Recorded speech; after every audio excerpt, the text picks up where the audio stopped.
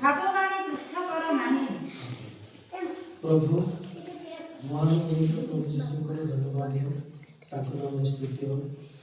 ଆମେ ଏ ଅଳ୍ପ ସମୟ ବିଷୟରେ କିଛି ଶିକ୍ଷା କରିବା। ବାସ୍ତବରେ এই ଆତ୍ମାଙ୍କ ନିର୍ମାଣ କର ନାହିଁ ନ କର ଏହି ଅର୍ଥଟା ମୁଁ ଅନେକ ସମୟରେ ବୁଝିବାକୁ ଚେଷ୍ଟା କରୁଛି, କିନ୍ତୁ ମୁଁ ବେଳେବେଳେ ବୁଝିବାକୁ ଚେଷ୍ଟା କରିଥାଏ, କିନ୍ତୁ ଜାଣିକି ମଧ୍ୟ ବେଳେବେଳେ ଅବୁଝା ହେବାକୁ ହୋଇଥାଏ। ତ ଆତ୍ମାକୁ ନିର୍ମାଣ ନ କର, ଏହାର ଅର୍ଥ ନିର୍ମାଣ କରିବା ବନ୍ଦ କରିବା। ଆତ୍ମା ଯେଉଁଟା ଚାହୁଁଅଛି ବା ଆତ୍ମା ଯେଉଁଟା କରିବାକୁ ଚାହୁଁଅଛି ତାହାକୁ ବନ୍ଦ କରିବା ସଦୃଶ ନିର୍ମାଣ।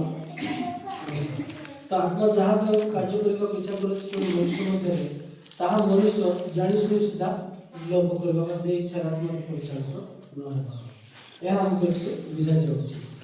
ଜଣେ ଯଦି ମନୁଷ୍ୟକୁ ପ୍ରଭୁଙ୍କ ସେବାରେ ପ୍ରଭୁଙ୍କ ଉଦ୍ଦେଶ୍ୟରେ ଯାହା ବି ପ୍ରଭୁ ଆମକୁ ଦତ୍ତ କରୁଛନ୍ତି କି ପ୍ରଭୁଙ୍କ ଇଚ୍ଛା ଅନୁଯାୟୀ ଯଦି ଜୀବନ କାଟିବା କଥା, ସେହି ହିସାବରେ ନ କାଟି ଯଦି ଆମେ ଅଲଗା ବିହିତ ଜୀବନ କାଟୁ, ତାହେଲେ ଆମେ ଆତ୍ମାକୁ ନିର୍ମାଣ କରିବା ବା ଆତ୍ମାକୁ ଆମେ ମନା କରିବା। ଆତ୍ମାରେ ଯେଉଁଟା ପରିଚାଳିତ ହେବାର ଥିଲା ତାହା ଆମେ ପରିଚାଳିତ ହେଉନାହୁଁ, ଆମେ ଆତ୍ମାକୁ ମନା କରୁଅଛୁ। ଏହାର ଶିକ୍ଷା ଏ ବିଷୟରେ ଶିକ୍ଷା କରିବାରେ ପାରୁଛୁ। ତ ଏଫେସୀୟ ପୁସ୍ତକ 4:29 ଆମେ 31 ଯାଏଁ ପାଠ କରୁ।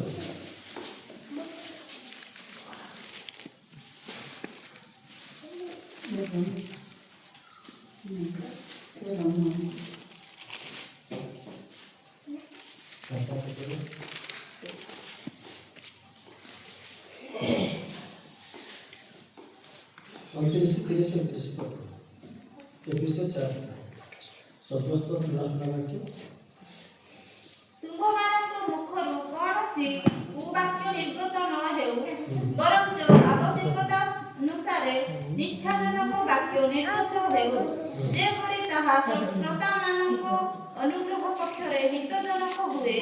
ଆଉ ଈଶ୍ୱରଙ୍କ ଯେଉଁ ପବିତ୍ର ଆତ୍ମାଙ୍କ ଦ୍ୱାରା ତୁମ୍ଭେମାନେ ମୁକ୍ତି ଦିବସ ନିମନ୍ତେ ମୁଦ୍ରାଙ୍କିତ ହୋଇଅଛ, ତାହାକୁ ଦୁଃଖ ଦିଅ ନାହିଁ।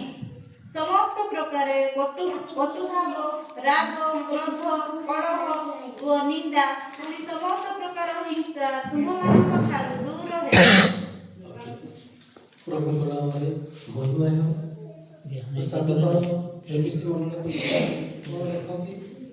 ନା ତୁମ୍ଭମାନଙ୍କ ମୁଖରୁ କୌଣସି କୁବାକ୍ୟ ନିର୍ଗତ ନ ହେଉ। ଖ୍ରୀଷ୍ଟ ବିଶ୍ୱାସୀ ମୁଖରୁ କୌଣସି ଖରା କଥା କେବେ ମଧ୍ୟ ନିର୍ଗତ ହେବା କଥା ନୁହେଁ।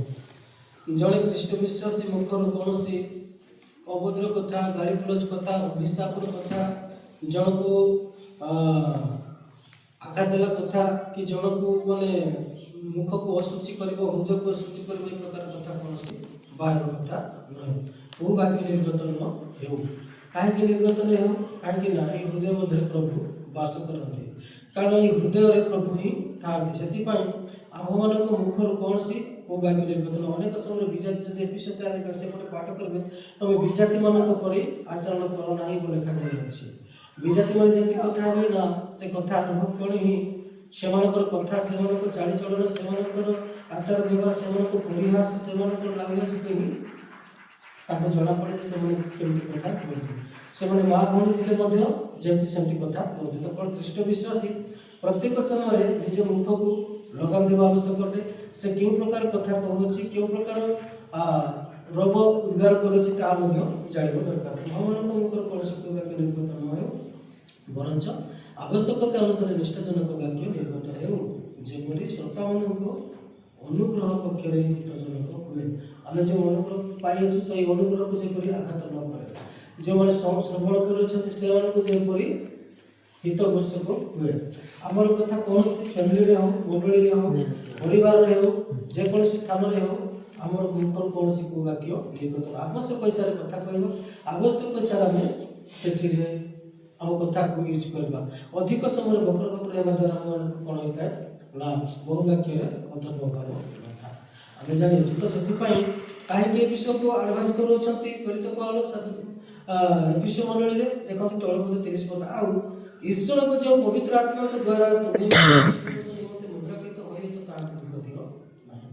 ତ ए मुद्रांकित अर्थ को जदि मु बुझिबी ताहे गोटे सील मरा हेई अछि गोटे तंबा सील रे जेमिति सील मरा कोन सीज करती से सीज कला गोटे सील मारती से प्रकार गोटे तंबा सील रो सदृश या केबे मधु मनुष्य ठार लिपि जाय नाही पुरातन काल में देखिबे ईश्वर आत्मा जन को आक्रांत करूथिला आ से जन को छाड़ी जाउथिला जन को इच्छा करूथिले से आसुथिला जाउथिला से प्रकार थिला किंतु नूतन नियम रे से प्रकार केबे नुहे ईश्वर आत्मा जन को ठार मुद्रांकित हुए मुद्रांकित गोटे सील आ से सील मारिबा तो से सील केबे मधु दिव्य हुए ना सही प्रकार का बुझा पड़ुछि कोन पड़ुछि आ ईश्वर जो पवित्र आत्मा को द्वारा तुम मुक्ति दिवस निमंते मुद्रांकित करबे अर्थात मुक्ति दिवस पर्यंत जेतबे को यीशु ख्रीष्ट आसीबे हमको मुक्त करिवे बा ताको सहित राज्य दिवस सेही पर्यंत जाय हम कोन मुद्रांकित बा सील बड़ा चाहिए अछि से सेही सील केबे मध्य लिबि जाय ना मात्र को काहे के लिबि जाय ना प्रभु हमको कोन करछन्ती प्रतिज्ञा करियछन्ती प्रभु हमको दया करियछन्ती एई कथा साधु पाउल एथरे कहछन्ती मुद्रांकित करियछन्ती ताहा तुमे दुख दियो ना अर्थात प्रभु को स्थान रे वास करते नाही हम हृदय रे वास करथांती अंतर रे वास करथांती सेति पाए हम कथा मते सही प्रकार कहबो नाही आ पुरातन काल रे वेदी रे प्रभु रहउतिले से स्थान को याजक माने ही जाउतिले नूतन नियम एते सुजोग पाइलु जे कोनसी मनुष्य मते प्रभु को निकट को जाई पारुछि पुरातन से प्रकार नथिले याजक माने पसि जाउतिले ताके दौड़ बंधा जाउतिला से स्थान रे पसिबार मते अधिकार नाही जेतबे विच्छेद वस्त्र छिंडी गला मंदिर दी खंड हे गला जो वस्त्र को सठी 30 आ 60 जोटा थिला वस्त्र उच्च लंबा से जेतबे पाचे से विच्छेद वस्त्र छिड़ी गला ताका मेति की बुझिबा जे समस्त मशाक व्यवस्था में मुक्त हे हम संपूर्ण भाव से विच्छेद वस्त्र छिड़ी हे गला हम समस्त को प्रवेश निमंते एक सुजोग जेतबे तो विच्छेद वस्त्र थिला केवल वर्ष को जाजक जानथिला तो या बुझो तो प्रभु कोन कले ना मुक्ति दिवस निमंते मुद्रांकित कले तो प्रभु को लोक माने पवित्र आत्मा जड़े मनुष्य को मुद्रांकित कला परे से जीवाश्म करि न थाए किंतु गोटा कार्य हेइ थाए जेते बेले मनुष्य सही प्रकार जीवन काटि थाए तळ पक्ष पाठ करिबा 31 पद समस्त प्रकार कटुभाव राग क्रोध कलह निंदा पुनि समस्त प्रकार हिंसा तुमन कोठारु दूर रहियो काहे कि दूर रहियो बोले कहउछथि ना एही प्रकार स्वभाव पवित्र आत्मा को दुखित करे आमे जेतले प्रथम देशरे 5:19 पद पाठ करथिलु आत्मा को निर्माण कर नाही जहा आत्मा हमको उତ୍ତप्त करबा को चाहूछि ता को केबे मतो ढापि के रखबा नाही जदि हम ई प्रकार कथा कहै जदि हम दैनिक जीवन काटै ताले आत्मा दुखित हे होछि आत्मा जेतले दुखित होछि आत्मा क्रिया करे नाही आत्मा कार्य करे नाही जदि गोटे तो कथा चिंता करबा जदि जळुथिबा निया रे जदि जण टुपा पानी आंगुला छिंची दबो नियाटा कोन हबो जण साउंड हबो निया जळिबा आरंभ करबो मात्र जदि लगातार जदि से ढालिबा लागिबो से निया लास्ट निया लिभि जीवा हो कि नहीं ठीक सही पर प्रभु को लोक माने जते बड़ अडल करे किछि भी प्रभु को देश रे जते बळे जानुपाती प्रभु तारे खेत जाग बोले हम प्रार्थना करिथाउ प्रभु तार फेरी थाउ आमे निश्चय प्रभु हमको दया करिथांती जते बेला हम लगातार से विषय को अभ्यास रे परिणत करिथाउ पवित्र आत्मा दुखित होइथाय और बदले क्रिया करिनथाय पवित्र आत्मा अदृश्य हेले भी आत्मा भिन्न नहे सही आत्मा ही ईश्वर सही आत्मा ही यीशु ख्रीष्ट सही आत्मा ही जणे काना बुझबा केते बेले के ऊपर ताकर कार्य रहि अछि एपर भाबंती आत्मा भिन्न ईश्वर भिन्न पुत्र भिन्न भूल विषय संपूर्ण से जणे का तीन तर कार्य करंती से पवित्र आत्मा व्यक्ति बोली बुझा जाय पवित्र आत्मा दुखित हुए दुखित के लोक होती जहार जीवन था जहार मनुष्य का दुखित होई पड़े व्यक्ति बोली बुझा जाय तो सही पवित्र आत्मा काहे कि दुखित हुए ना एही प्रकार जो लगातार जदि हम माने जीवन रे धारण करिबा पवित्र आत्मा निश्चय दुखित होइता आ दुखित होला पर से कार्य केबे करिन थाए जहार फल रे आम्भे माने आ संपूर्ण पवित्र आत्मा जते निष्क्रिय हुए गाड़ी रे जदि गोटे पार्ट्स खराब होय गाड़ी चालिबा को आरंभ करी न थाए बा निया जदि जण बारंबार पानी बिकुला परे कि ता काटरा जदि अलगा पटरे निया जळिबा को सुযোগ पाए नाही जते बेले एकाटी करा जाय सेते बेले निया जळि थाए सही प्रकार पवित्र आत्मा जते बेले प्रभु को कथि कि फेरी कि प्रभु को इच्छा रे जीवन काटिबा आ एही प्रकार कार्य करिबा नाही एही प्रकार कथा कहि माने निश्चय प्रभु मन को जीवन रे दया करिबा पवित्र आत्मा को पूर्णता को परिचालित करिबा विशेष करी पाप प्रति ध्यान देवा दरकार पाप केबे मते मनुष्य द्वारा हेबा कथा नाही जानि सुनि एहा नितांत आवश्यक अटे ଯଦି ପାପରେ ଜୀବନ କାଟୁଛୁ ତାହା ମଧ୍ୟ ପବିତ୍ର ଆତ୍ମା କେବେ କାର୍ଯ୍ୟ କରେ ନାହିଁ। ଆଉ ଗୋଟେ ପଦ ଯଦି ପାଠ କରିବା ଏହି ପୁସ୍ତକ ସେଥିରେ ପ୍ରିୟ ଲେଖାଯାଏ 10:38 ପଦ ପାଠ କର। ଆମ୍ଭର ଧାର୍ମିକ ବ୍ୟକ୍ତି ବିଶ୍ୱାସ ଦ୍ୱାରା ବଞ୍ଚିବ, କିନ୍ତୁ ଯଦି କେହି ପଶ୍ଚାତପଦ ହୁଏ ତାହେଲେ ଆମ୍ଭର ଆତ୍ମା ତାହାଠାରେ ସନ୍ତୁଷ୍ଟ ନୁହେଁ। ଆମ୍ଭର ଆତ୍ମା ତାହାଠାରେ ସନ୍ତୁଷ୍ଟ ନୁହେଁ। ଧାର୍ମିକ ଜଣେ ବିଶ୍ୱାସ ଦ୍ୱାରା ବଞ୍ଚିବ, ଏଥିରେ ବିଶ୍ୱାସକୁ ମେନସନ୍ କରାଯାଇଛି।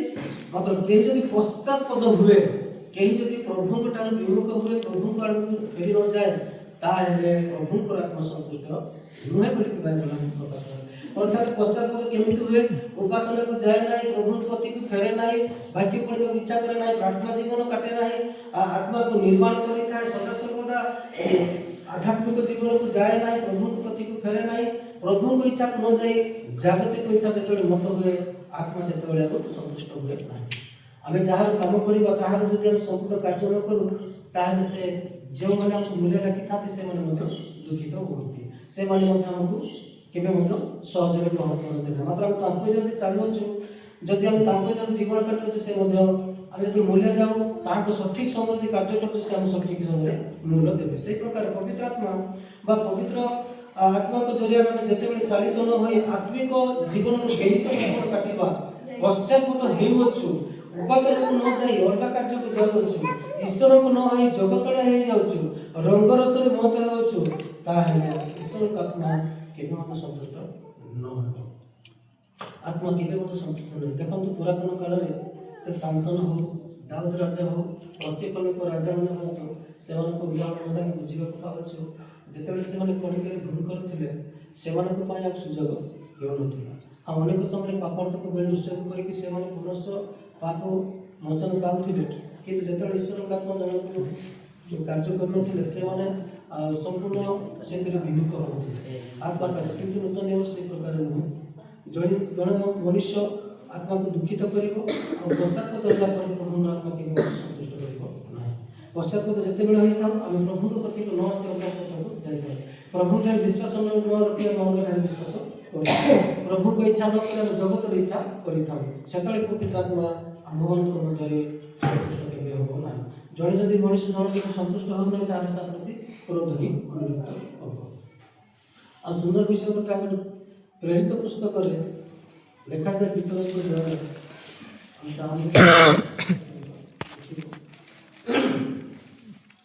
ପ୍ରେରିତ ପୁସ୍ତକ 3:22-23-24 ପାଠ କର।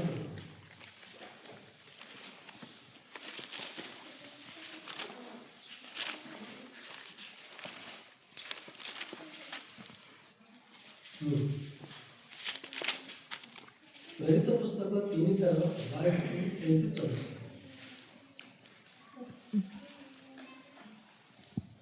ମୂଷା ତ କହିଥିଲେ, ପ୍ରଭୁ ଈଶ୍ୱର ତୁମ୍ଭମାନଙ୍କର ଭାତୃଗଣ ମଧ୍ୟରୁ ତୁମ୍ଭମାନଙ୍କ ନିମନ୍ତେ ମୋହର ସଦୃଶ ଜଣେ ଭାବବାଦୀଙ୍କୁ ଉତ୍ପନ୍ନ କରିବେ, ଯେଉଁ ଯେଉଁ ବିଷୟରେ ସେ ତୁମ୍ଭମାନଙ୍କୁ କହିବେ, ସେହି ସବୁ ବିଷୟରେ ତୁମ୍ଭେମାନେ ତାହାଙ୍କ କଥା ଶୁଣିବ।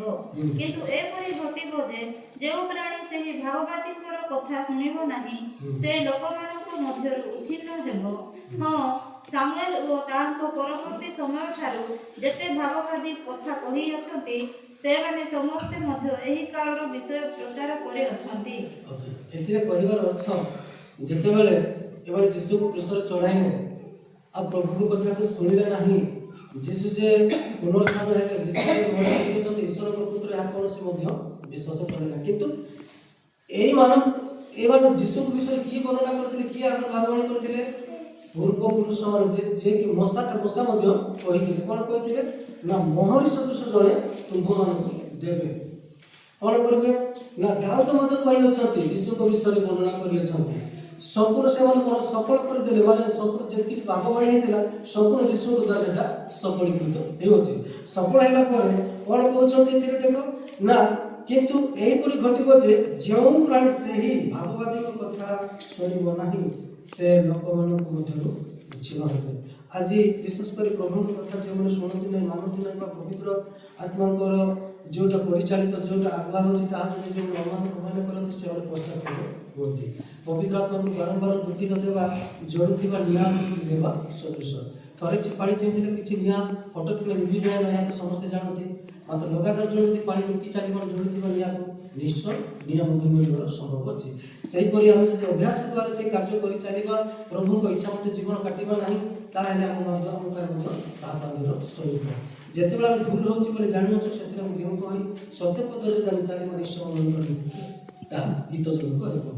ଏହି କଥା ବିବରଣୀ ମଧ୍ୟ ଲେଖାଯାଇଛି। ଯେତେବେଳେ ସେମାନଙ୍କୁ କହୁଥିଲେ ତାଙ୍କର ଲୋକମାନଙ୍କୁ, କିନ୍ତୁ ଏଥିରେ ଆମମାନଙ୍କୁ ଅତି ସୁନ୍ଦର ବିଷୟ କହିବାକୁ ମିଳୁଛି। ନା କ'ଣ ମିଳୁଛି? ମୋଶେ ତ କହିଥିଲେ, ପ୍ରଭୁ ଈଶ୍ୱର ତୁମ୍ଭମାନଙ୍କର ଭାତୃଗଣଙ୍କ ମଧ୍ୟରୁ ତୁମ୍ଭମାନଙ୍କ ନିମନ୍ତେ ମୋହର ସଦୃଶ ଜଣେ ଭାବବାଦୀକୁ ଉତ୍ପନ୍ନ କରିବେ, ଯେଉଁ ଯେଉଁ ବିଷୟରେ ସେ ତୁମ୍ଭମାନଙ୍କୁ କହିବେ, ସେହି ସବୁ ବିଷୟ ତୁମ୍ଭେମାନେ ତାହାଙ୍କ କଥା ଶୁଣିବେ।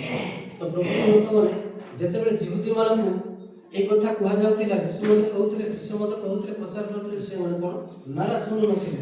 କିନ୍ତୁ ଆଗରୁ ହିଁ ଭାବବାଣୀ ହେଇଥିଲା, ଯୀଶାଙ୍କ ଠାରୁ ଆରମ୍ଭ କରି ମଲାକି ଯାଏ ସମ୍ପୂର୍ଣ୍ଣ ଏହା ଭାବବାଣୀ ସମାପ୍ତ ହେଇଥିଲା। ନା ଯୀଶୁ ଖ୍ରୀଷ୍ଟ ଆସିବେ, ପାପ ମୋଚନ କରିବେ, ଜିଇଁ ଉଠିବେ, এই ସମସ୍ତ ବିଷୟ ପାପ ଭାର ବହନ କରିବେ, ଆଉ ସମସ୍ତ ତାହାଙ୍କ ଦ୍ୱାରା ପରିତ୍ରାଣ ପାଇବେ, এই ସମସ୍ତ କଥା କ'ଣ ହେଇଥିଲା ଆଗରୁ ହିଁ ଭାବବାଣୀ ହେଇଥିଲା। କିନ୍ତୁ ସେମାନେ କ'ଣ କଲେ?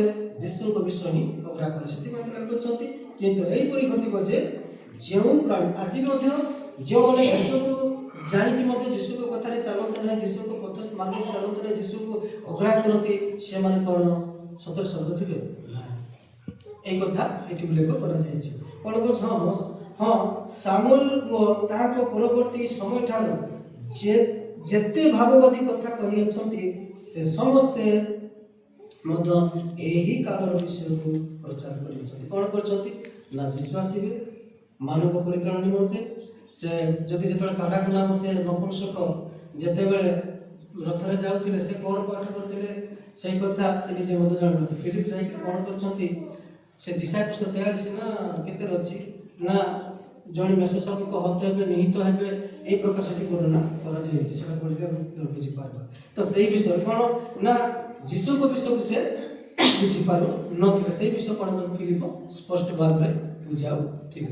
ତ କ'ଣ ଯେତିକି ଭାବବାଦୀ, ଯେତିକି ଆଗରୁ ଯେତିକି ମାନେ ଭାବବାଦୀ ମାନେ କ'ଣ ଯୀଶୁଙ୍କ ବିଷୟକୁ ଲକ୍ଷ୍ୟ କରି କହିଥିଲେ ନା ଯେଉଁ ପ୍ରାଣୀ ଯୀଶୁଙ୍କ କଥାକୁ ମାନିବ ନାହିଁ, ଯୀଶୁଙ୍କ ବିଷୟକୁ ବୁଝିବ ନାହିଁ, କି ତାହାଙ୍କ ପଥରେ ଚାଲିବ ନାହିଁ, ତାହେଲେ ସେ ପାଇପାରିବ ନାହିଁ। ଠିକ୍ ସେଇ କଥା ଏ ବିଷୟରେ ପାଠ କରିଥିଲୁ। ଯଦି କେହି ଯଦି ପଶ୍ଚାତପଦ ହୁଏ, ବିଶ୍ୱାସ ଦ୍ୱାରା ଧାର୍ମିକ ବଞ୍ଚିବ, ମାତ୍ର ଯେତେବେଳେ ପଶ୍ଚାତପଦ ତାହେଲେ ପବିତ୍ର ଆତ୍ମା ତାର ସନ୍ତୁଷ୍ଟ ହେବ ନାହିଁ। ଯଦି ଆତ୍ମାକୁ ଆମେ ନିର୍ମାଣ କରୁଅଛୁ, ତାହେଲେ ତାହା ମଧ୍ୟ ଏକ ଦୁଃଖର ବିଷୟ। ଆଉ ପବିତ୍ର ଆତ୍ମା ଯେପରି ଦୁଃଖିତ ନ ହୁଏ, ତାହାକୁ ମଧ୍ୟ ଆମେ ଦେଖିବାକୁ ଚେଷ୍ଟା କରୁ। ବିଶେଷ କରି ପ୍ରଭୁଙ୍କ କଥାରେ ମାନି ଚଳିବା, ନିଃସମମାନଙ୍କ ନିମନ୍ତେ ମଙ୍ଗଳ ହେଲେ ସେମାନଙ୍କୁ ଯେପରି କୁହାଯାଇଥିଲା, ଆଜି ମଧ୍ୟ ଆମମାନଙ୍କୁ ଯୀଶୁଙ୍କ କଥାକୁ ଯଦି ମାନିବା, ଯୀଶୁଙ୍କ କଥାରେ ଚାଲିବା, ପ୍ରଭୁଙ୍କ ଇଚ୍ଛା ମତେ ଜୀବନ କାଟିବା, ନିଶ୍ଚୟ ଆମମାନଙ୍କ ନିମନ୍ତେ ହିତଜନକ ହେବ। ଯଦି ଆମେ କୌଣସି କ୍ଷେତ୍ରରେ ଯଦି ପାପରେ ପତିତ ହେଇ ଜୀବନ କାଟୁଅଛୁ, ଆଉ ପରିତ୍ରାଣ ନିମନ୍ତେ ନାହିଁ, ଏହି କଥା ଆମେ ନିଶ୍ଚୟ ଜାଣିବା ଆବଶ୍ୟକ ଅଟେ। ତ ବିଶେଷ କରି এই ଶେଷ ସମୟରେ ଆମେ କେବେ ମଧ୍ୟ ଆତ୍ମାକୁ ନିର୍ମାଣ କରିବା ନାହିଁ। ଆତ୍ମା କ'ଣ କରିଥାଏ? ଆତ୍ମା କେବଳ ପ୍ରେମ, ଆନନ୍ଦ, ଦୀର୍ଘ ସହିଷ୍ଣୁତା, ପରୋପକାରିତା, ଭଦ୍ରତା, এই সকল ଯଦି ଆମେ ଅପୋଜିଟ୍ କରୁଅଛୁ, ବିପରୀତ କରୁଅଛୁ, ତାହେଲେ ଆତ୍ମାକୁ ଆମେ ନିର୍ମାଣ କରୁଅଛୁ। ଆତ୍ମାଙ୍କ କାର୍ଯ୍ୟ ଯେତିକି ରହିଅଛି ତାହେଲେ ଆମେ ଉଲ୍ଟା କରୁଅଛୁ। ବା ଯଦି କ୍ରୋଧ, ରାଗ, ହିଂସା, କଳହ, ନିନ୍ଦା କରୁଅଛୁ, ତାହେଲେ ଯିଏ ବି ହଉ ତାହା ମଧ୍ୟ ଆମେ ପବିତ୍ର ଆତ୍ମାକୁ ଦୁଃଖିତ କରୁଅଛୁ। ଯଦି ପବିତ୍ର ଆତ୍ମା ଦୁଃଖିତ ହେଲା, ତାହେଲେ ଆମ ଜୀବନରେ କ୍ରିୟା କରିବ ନାହିଁ। ପବିତ୍ର ଆତ୍ମା ସହଜରେ ମଣିଷଠାରୁ ବାହାରିଯାଏ ନାହିଁ, ମାତ୍ର ପବିତ୍ର ଆତ୍ମା ଦୁଃଖିତ ହୁଏ। ଏହା ଆମେ ନିଶ୍ଚୟ ବାଇବଲରେ ପାଉଅଛୁ। ପୁରାତନ କାଳରେ ଥିଲା ସେହି ପ୍ରକାର, କିନ୍ତୁ ନୂତନ ନିୟମରେ ସେହି ପ୍ରକାର ନୁହେଁ। ଆତ୍ମା ଦୁଃଖିତ ହୁଏ, ଆତ୍ମା ସନ୍ତୁଷ୍ଟ ନ ହୁଏ, ଯୀଶୁଙ୍କ ଇଚ୍ଛାରେ ଯୀଶୁଙ୍କ ବାକ୍ୟରେ ଜୀବନ ଚାଲନ୍ତି ନାହିଁ, ଆଉ ପ୍ରଭୁଙ୍କ ଇଚ୍ଛା ମତେ ଯେଉଁ ଜୀବନ କାଟନ୍ତି ନାହିଁ, ବାପ ପ୍ରତି ଅଧିକ ଇଚ୍ଛା ଜୀବନ, ଅଭିଳାଷ ଜୀବନ କାଟନ୍ତି, ସେମାନଙ୍କ ଠାରେ ଈଶ୍ୱରଙ୍କ ଆତ୍ମା ସନ୍ତୁଷ୍ଟ ନୁହେଁ, କି ପ୍ରଭୁ ମଧ୍ୟ ସନ୍ତୁଷ୍ଟ ନୁହନ୍ତି। ସେଥିପାଇଁ ଅତି ଯତ୍ନ ସହକାରେ ଆମେ ଜୀବନ କାଟିଲେ ଆମେ ନିହିତ ହିତଜନକ ହେବୁ। ତ ଏହି ବାକ୍ୟ ଦେଇ ପ୍ରଭୁ ପ୍ରତି ଆଶୀର୍ବାଦ କରିବେ। ପ୍ରାର୍ଥନା କରିବା।